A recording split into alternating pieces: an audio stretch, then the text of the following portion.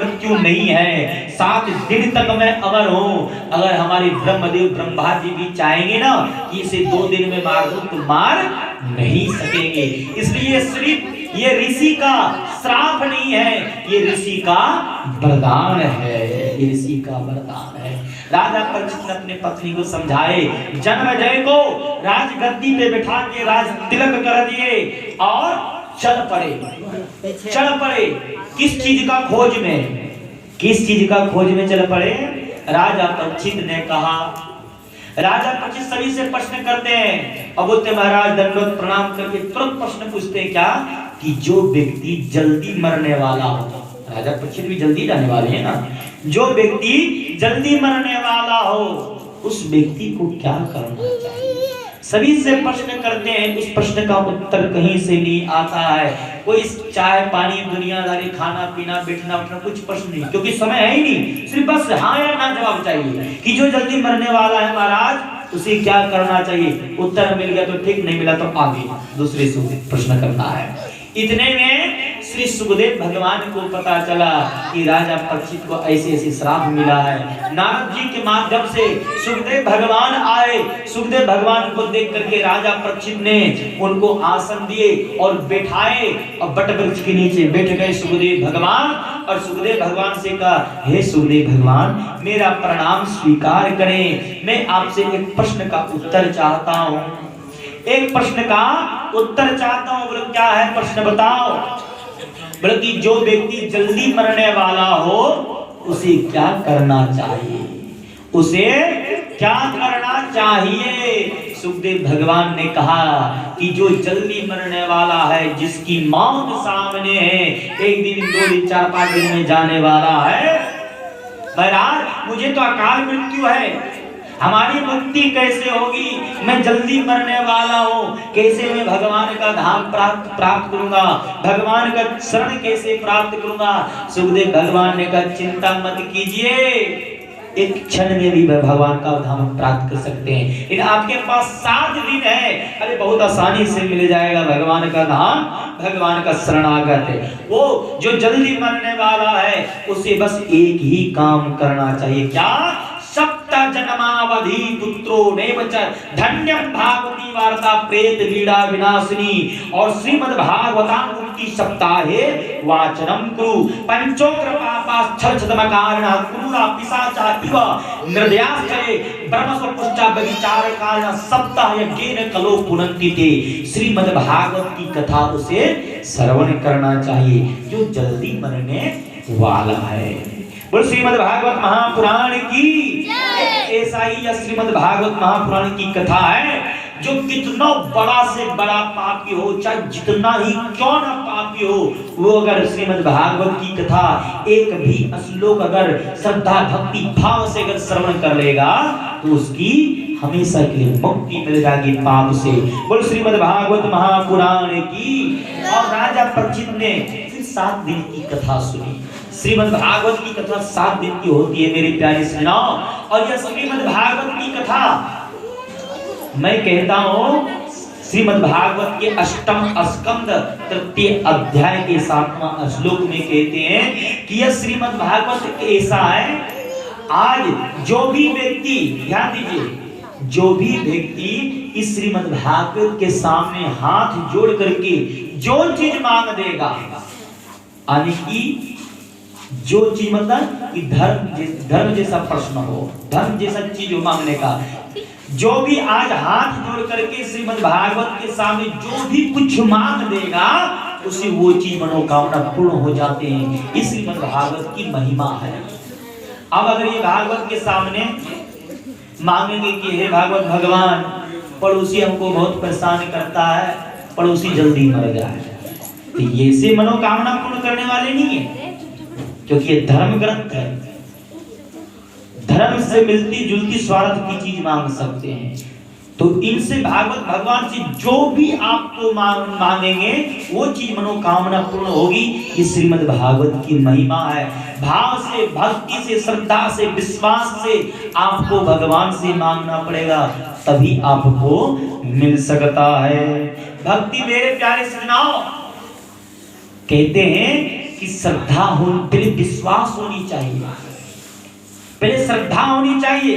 श्रद्धा होगी कहा कि चलिए से चलते हैं भगवान की कथा सुनते हैं, और किसी तरह से कथा सुनने के लिए आ गए तो फिर विश्वास होनी चाहिए। क्योंकि तुलसी बाबा ने रामचरितमानस के दूसरा श्लोक में वंदना करते किसका? श्रद्धा और विश्वास। क्या कहते हैं? भवानी शंकरो वंदे श्रद्धा विश्वास रूपिणो याभ्याम विना न पश्यन्ति सिद्धाः स्वान्तस्थमीश्वरम्। मैं श्रद्धा और विश्वास के स्वरूप भगवान भोलेनाथ और माँ पार्वती की मैं वंदना करता हूँ। क्यों? क्योंकि जब तक आपके अंदर में श्रद्धा नहीं होगी और जब तक फिर विश्वास नहीं होगा तब तक आपको भगवान की कथा का फल प्राप्त होने वाला नहीं है। विश्वास ही मेन है, क्योंकि विश्वासो फलदायक। कहीं पे भी चले जाइए हर एक जगह पर विश्वास ही है। विश्वास नहीं करेंगे तो काम बनने वाला नहीं है। आप डॉक्टर साहब के पास गए, आप सभी डॉक्टर साहब को तो पहचानते तो ही नहीं। अब मान लो कहीं मान लो घूमने गए, वहां पे कुछ हो गया, डॉक्टर साहब के पास पहुंचे, डॉक्टर साहब यहाँ पे चोट लग गई है, अब वो कहेंगे इंजेक्शन लगाना होगा, ठीक है लगा दो। अब अगर आप विश्वास करेंगे कि हाँ ठीक ही उपचार करेगा, हमारा दर्द कम हो जाएगा, लेकिन आप सोचिए हे भगवान कहीं जहर दे दे तो, कहीं उटपटांग कोई दूसरी दवाई दे दो, हमें विश्वास नहीं, हमको नहीं है, तो फिर दुख में झेलते रहो, फिर दुख झेलते रहो। वहां पे विश्वास करनी पड़ेगी, तभी आपको दुख से निकल सकते हैं। आप दिल्ली गए घूमने के लिए, कहाँ जाना है? कश्मीरी गेट जाना है, काले खां जाना है। टैक्सी वाले ने कहा मैं ले जाऊंगा। आप उस टैक्सी वाले को तो पहचानते तो है नहीं, अब विश्वास पे ही बैठना पड़ेगा। विश्वास अगर करोगे और बैठ जाओगे तो उस जगह पे पहुंच जाओगे, विश्वास नहीं करोगे तो स्टेशन पे 24 घंटे बैठे रहो। इसलिए विश्वासो फलदायकः, विश्वास और श्रद्धा ये बहुत जरूरी है। उसके बाद फिर क्या आता है? भक्ति। भक्ति हम बात बात पे कहते हैं क्या कि भक्ति करो, और भक्ति करोगे तो भगवान का प्राप्ति होगा। मैंने आपको एक निवेदन किया था कि भक्ति ही प्रेम है, प्रेम ही भक्ति है। ये जरूरी नहीं है कि हम बहुत बड़े विद्वान हैं, बहुत बड़े ज्ञानी हैं, हमसे अनर्थ नहीं होगा। सत्य कहता हूं मेरे प्यारे सुनो, ज्ञान तो रावण के पास भी था, लेकिन अनर्थ उनसे भी हो गया। क्योंकि जिस ज्ञान में भक्ति नहीं है, जिस ज्ञान में प्रेम नहीं है, वह ज्ञान कभी भी अनर्थ कर सकता है। जैसे कि मेरे प्यारे सुनो, मैंने निवेदन कर चुका हूं पहले भी कि सब्जी बहुत अच्छी आपने बनाई, फूलगोभी आलू के एकदम गड़गड़ा के तेल डाल करके, धनिया ना हरी हरी धनिया ऊपर एकदम तेज पत्ता इतना सब मसाला डाल के एकदम चकाचक बनाए हैं, बहुत सुपर सब्जी बनी है। लेकिन उसमें अगर नमक ना पड़े तो सब्जी खाते हैं बेकार सब्जी बनी। लेकिन वही जैसे ही नमक पड़ गया एकदम बहुत मस्त लगने लगी, एकदम स्वादिष्ट सब्जी है। उसी तरह ज्ञान रूपी सब्जी में जब तक भक्ति रूपी नमक नहीं पड़ेगा वो सब्जी अच्छी लगने वाली नहीं है। उसी तरह ज्ञान में भी भक्ति आवश्यक है। जब तक आपके अंदर में भक्ति नहीं आएगी, भाव नहीं आएगा, तब तक ये कथा आपको फल देने वाली नहीं है। क्योंकि जब तक कहते बार बार कहते वो दोहा को कि भाव का भूखा हूं मैं, भाव ही एक सार है, और भाव से जो मुझको भजता भाव से बेड़ा पार है। मैं निवेदन कर चुका हूं, बस आप भी जाते हैं बाजार सब्जी लाने के लिए, भाई टमाटर क्या भाव चल रहा है? 100 रुपए किलो। बगल में गए, क्या भाव चल रहा है टमाटर का? 50 रुपये। भाव पसंद आ गया, दे दो 10 किलो। 100 रुपया वाला भाव पसंद नहीं आया, छोड़ दिए। उसी तरह परमात्मा को जिस दिन आपका भाव पसंद आएगा, उसी दिन अपने चरणों में शरणागत शरण दे देंगे। बोल राजा रामचंद्र भगवान की। मेरे प्यारे सज्जनों, भक्ति किसे कहते हैं? ध्यान दीजिएगा, ध्यान दीजिएगा। भक्ति 2 प्रकार की होती है। भक्ति कितने प्रकार की होती है? 2 प्रकार की। एक होती है सकाम भक्ति और दूसरी होती है निष्काम भक्ति। सकाम भक्ति मतलब हम भक्ति कर रहे हैं, भगवान भोलेनाथ को जल चढ़ा रहे हैं, भागवत भगवान की कथा सुन रहे हैं और भगवान भोलेनाथ को जल चढ़ाते चढ़ाते हे भगवान मैं आपकी भक्ति कर रहा हूँ या कर रही हूँ, मुझे ये मनोकामना पूर्ण हो जाना चाहिए। ये सकाम भक्ति यानी कि स्वार्थ भक्ति। और दूसरी होती है निष्काम भक्ति यानी कि बिना स्वार्थ, हे भगवान जही विधिनाथ होई हित मोरा करहुस बेगी दास में तोरा, मैं तो कुछ नहीं मांगता हूँ, आपकी जो इच्छा हो वो कीजिए। देखो भाई भगवान से उतना मांगना भी नहीं चाहिए। हमारे पिताजी को पता है कि मेरा बेटा का कपड़ा फट गया है, कि अभी रोटी खाएगा, कि स्कूल कितना बजे जाएगा, स्कूल से कितना बजे आएगा, हमारे माँ बाप को पता है, कहने की जरूरत नहीं है। उसी तरह परमपिता परमेश्वर भी हमारे माँ बाप हैं, वो जानते हैं कि हमें क्या जरूरत है, क्योंकि ज्यादा मांगोगे तो कुछ नहीं मिलने वाला है। क्यों? क्योंकि अगर आप हम सुनील बाबू रोज कहें सुनील बाबू आज 10,000 दीजिए, फिर कल हो सुनील बाबू आज 20,000 दीजिए, फिर परसों, अब एक ही व्यक्ति को रोज रोज मांगे कि कितना बेकार आदमी रोज रोज मांगता है, इसको कुछ काम नहीं है, इग्नोर कर देंगे। उससे भगवान से भी रोज रोज मांगोगे ना तो सत्य के तो भगवान कहेंगे ये तो मांगता है, तो भुक्खड़ हो गया, चलो इसको साइड में।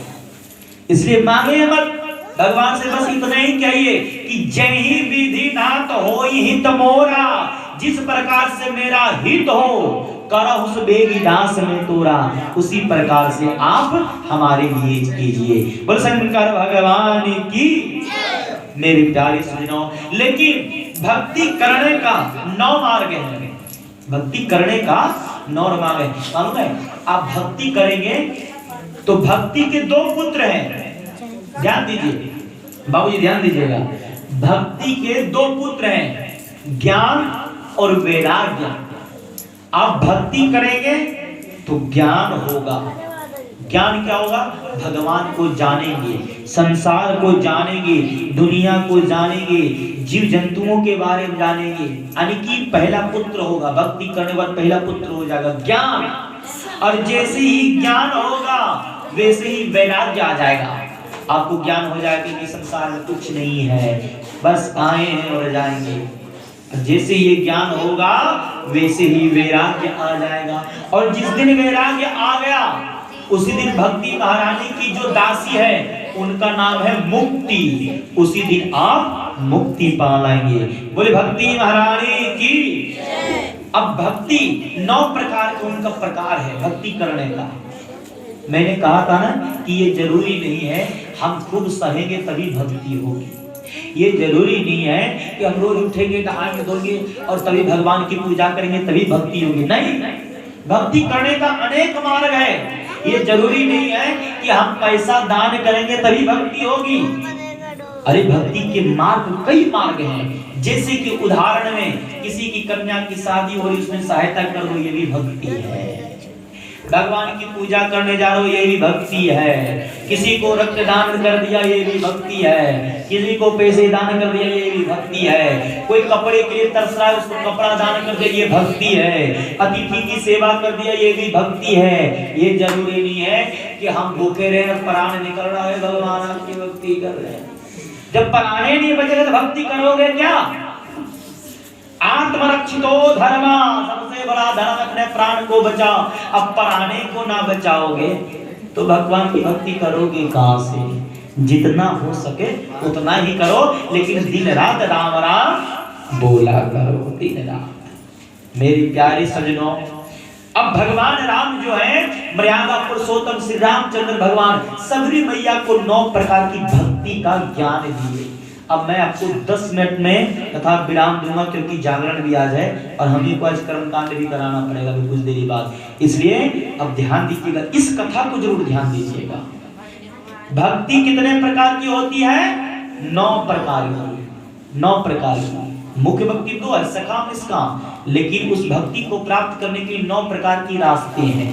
जैसे कि कोदंबरी जाना है तो मान लो मेन रोड से जा रहे हैं तो वहाँ ट्रैफिक लगा हुआ बंद है, तो कैसे जाएं? तो फिर इस रास्ते जाओ, ये भी रास्ते बंद है तो उस रास्ते जाओ, वो भी रास्ते बंद है तो उधर की रास्ते से जाओ। कई मार्ग हैं। उसी तरह भगवान के धाम जाने के लिए कई मार्ग हैं, लेकिन हम लोग एक भी मार्ग में नहीं चलते हैं, सीधा सीधा नरक वाला मार्ग चुनते हैं। अच्छा काम के लिए मार्ग नहीं मिलता है, अच्छे काम के लिए मार्ग नहीं मिलता है, और बुरे काम के लिए देखो मार्ग नहीं रहता है तो मार्ग बना दिया जाता है। जहाँ शराब की वो रहता है दुकानें ना, वहाँ बहुत भीड़ रहती है, जाम रहता है, जाने के लिए रास्ता नहीं रहते, लोग ऊपर से उड़ के जाते हैं और कहते लाओ लाओ लाओ। और जहाँ पे देखो मंदिर जाने के लिए, समाज की सेवा करने के लिए, बुजुर्गों का सम्मान करने के लिए, अच्छे सत्कर्म करने के लिए अनेक मार्ग हैं, कोई मार्ग में कोई जाम नहीं है, लेकिन फिर भी उस मार्ग में लोग नहीं चल रहे हैं। मेरे प्यारे सुनाओ, भगवान के धाम जाने के लिए 9 मार्ग हैं, 9 मार्ग। क्या 9 प्रकार की भक्ति बताए, 9 प्रकार की भक्ति बताए भगवान राम जी ने, किनको? सबरी मैया को। आइए पहली भक्ति में प्रवेश करते हैं। प्रथम भगति संतन कर संगा, दूसरी रति मम कथा प्रसंगा। पहली भक्ति क्या है? सबसे पहले ये बताइए, भक्ति कितने प्रकार की होती है? 9 प्रकार की। अब पहली भक्ति क्या है? प्रथम भगति संतन कर संगा। पहली भक्ति क्या है? संत का संग करो। अब ध्यान दीजिएगा, थोड़ा ध्यान देने वाली आज बात है। संत का संग करो, ये पहली भक्ति है। तो महाराज, संत किसे कहा जाता है? संत का मतलब क्या हुआ? हम संत को कहाँ ढूंढे? आज के डेट में तो लाल लाल कपड़ा पहनते हैं, जिसको संत समझते हैं वही ढोंगी निकल जाता है। जिसको हम संत समझते हैं वही ढोंगी, पाखंडी इत्यादि चोर, देश को लूटने वाला निकल जाता है। हम कैसे समझे कि ये संत है? संत की पहचान क्या होती है? मैं ज्यादा विस्तार में नहीं जाऊंगा मेरे प्यारे सज्जनों। संत की पहचान तुलसी बाबा ने एक ही चौपाई में लिख दी है। संत हृदय नवनीत समाना। मेरे प्यारे सुनो, संत की पहचान वेशभूषा से नहीं होता है, वेशभूषा से नहीं होता। भैया ध्यान देना, संत की पहचान वेशभूषा से नहीं होता है, संत की पहचान हृदय से होता है, वाणी से होती है।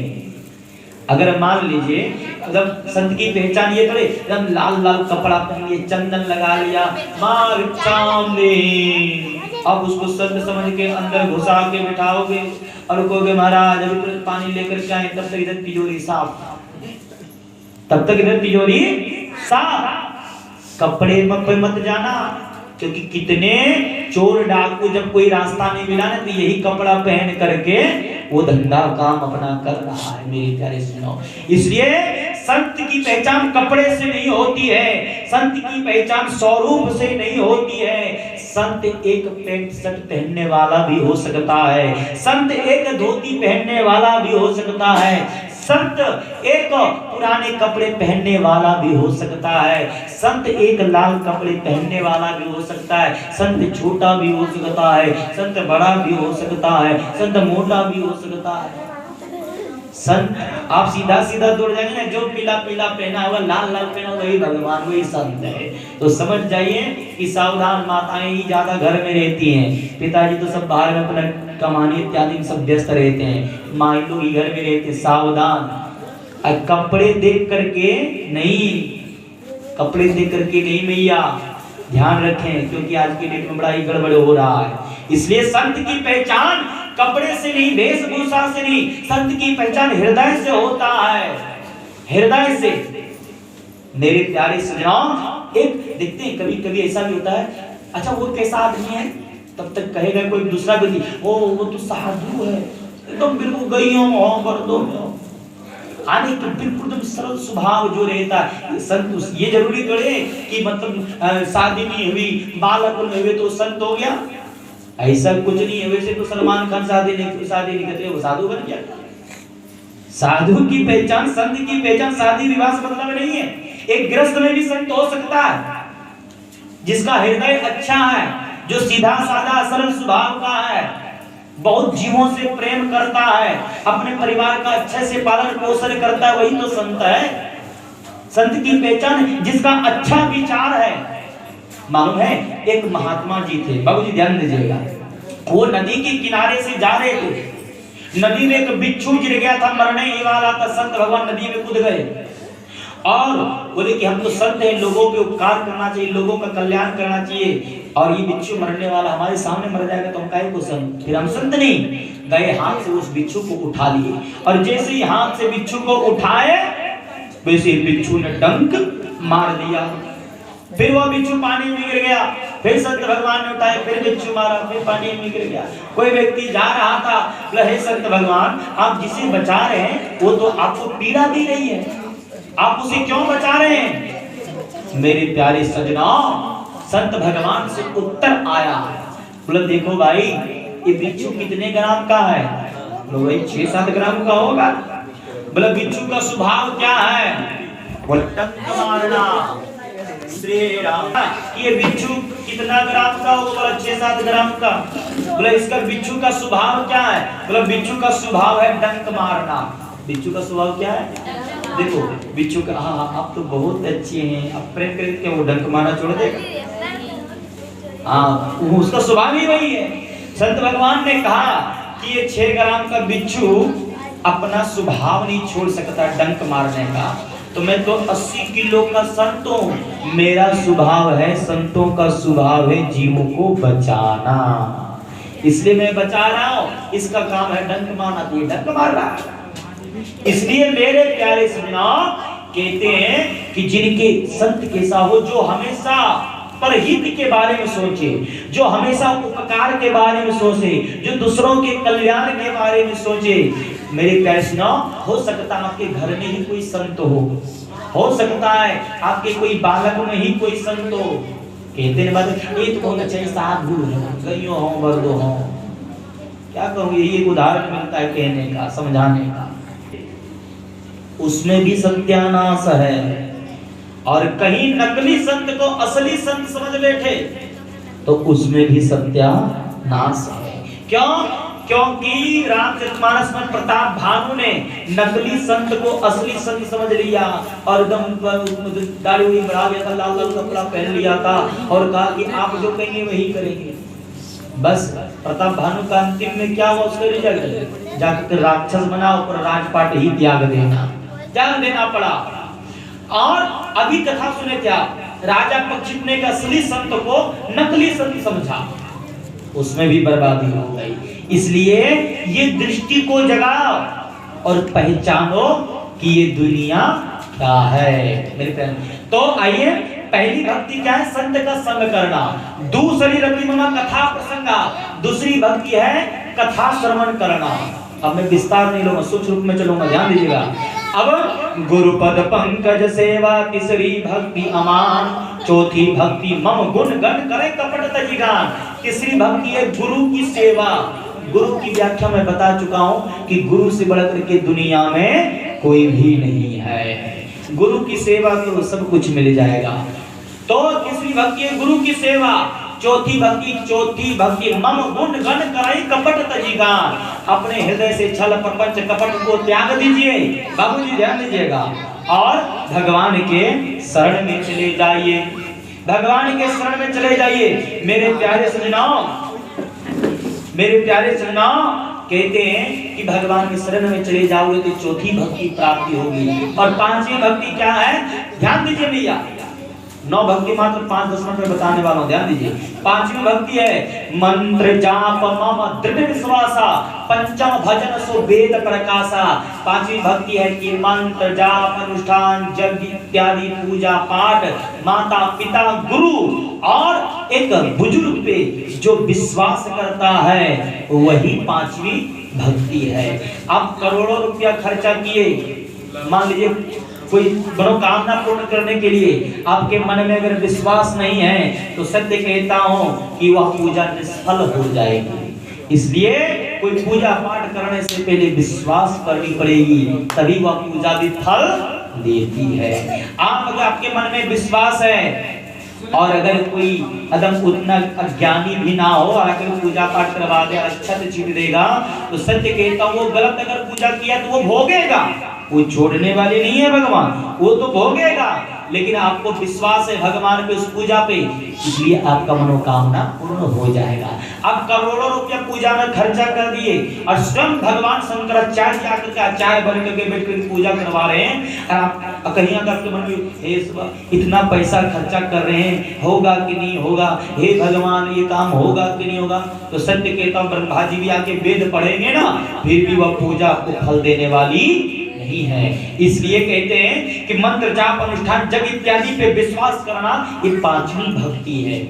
और छठदम शील विरति बहु कर्मा निरत निरंतर सज्जन धर्मा, छठवीं भक्ति है आपके घर में जो अतिथि आवे, सज्जन आवे, उसकी सेवा करोगे तो छठवीं भक्ति पूरी होगी। सातवीं भक्ति क्या है? सातम सम मोहि मन जग देखा, मोते संत अधिक कर लेखा।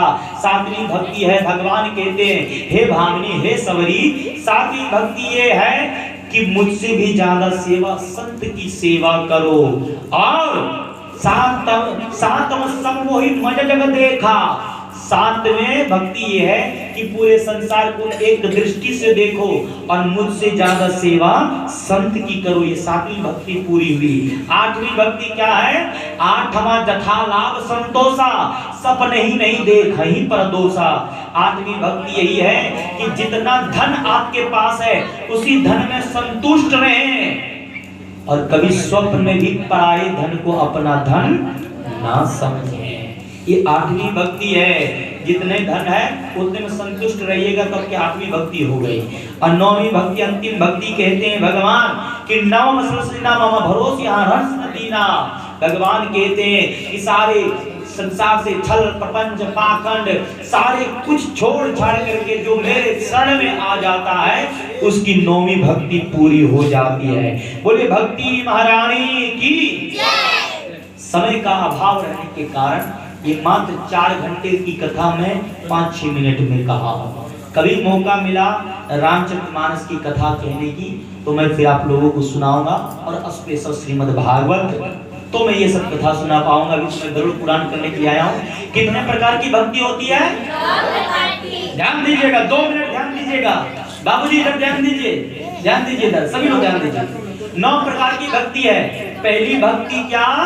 संत की सेवा संग करना। दूसरी भक्ति कथा सुनना। तीसरी भक्ति गुरु की सेवा करना। चौथी भक्ति भगवान का ध्यान करना। पांचवी भक्ति मंत्र जाप अनुष्ठान जप इत्यादि पूजा पाठ पे विश्वास करना। और छठवीं भक्ति क्या? छठदम शील विरति बहु कर्मा निरत निरंतर सज्जन धर्मा। छठवीं भक्ति अतिथि की सेवा करना। और सातवीं भक्ति पूरे संसार को एक दृष्टि से देखना, तेरा मेरा नहीं करना। और सातवां समूह में संत अधिक कर लेगा और मुझसे ज्यादा संत की सेवा करना।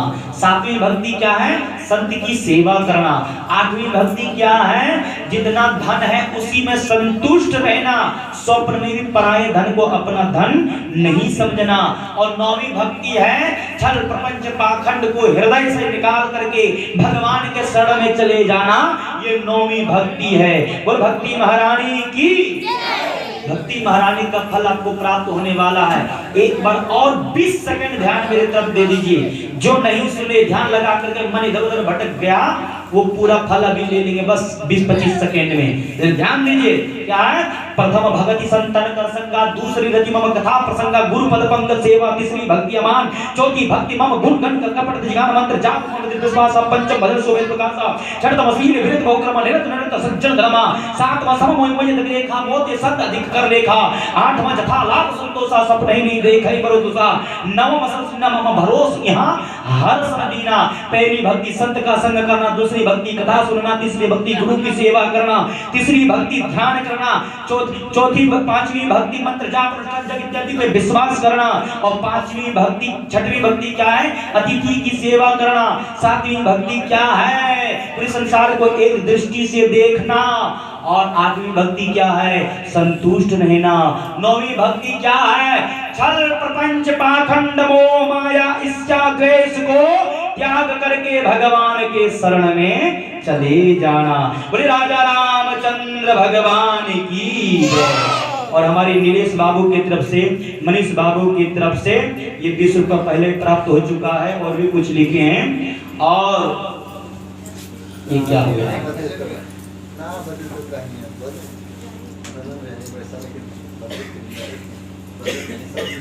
मेरे प्यारे सुनो, एक भजन ना नींबू नहीं चाहिए, ललका होगा ना?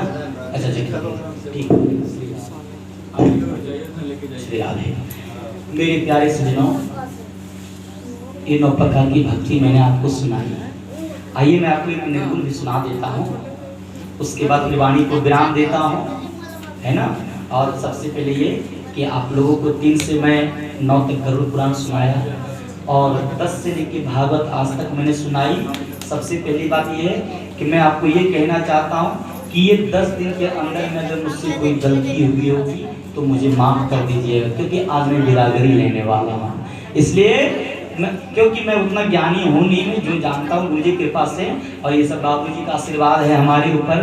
जब मैं कुछ बोल पाया, मैं सत्य कहता हूँ, माइक पकड़ता हूँ, लड़खड़ाने में लग जाता हूँ। मैं सत्य कह रहा हूँ, ये सब बाबू जी के आशीर्वाद से, कृपा से, आप लोगों का आशीर्वाद से मैं कुछ कह पाया, नहीं तो फिर मैं मेरे जैसा मूर्ख कौन कुछ कह सकता है। ये राम जी कहवाते हैं, मैं कहता हूँ। इसलिए आप लोग अगर कुछ गलती निकल गई होगी मुझ से तो मुझे अपना बेटा, अपना भाई समझ के, अपना पौत्र समझ के मुझे माफ कर दीजिएगा। आप लोगों को बार बार मेरी तरफ से प्रणाम है, मेरे प्रणाम स्वीकार करें। और हमारे ये जो साउंड वाले भैया, वृंदर बाबू क्या साउंड दिए, झकाझक दिए, दम बोलने में आनंद आ गया। इसलिए एक बार सभी लोगों से मैं कहूँगा कि वृंदर बाबू के लिए एक बार जोरदार ताली बजा दीजिए, बहुत जोरदार बजा दीजिए।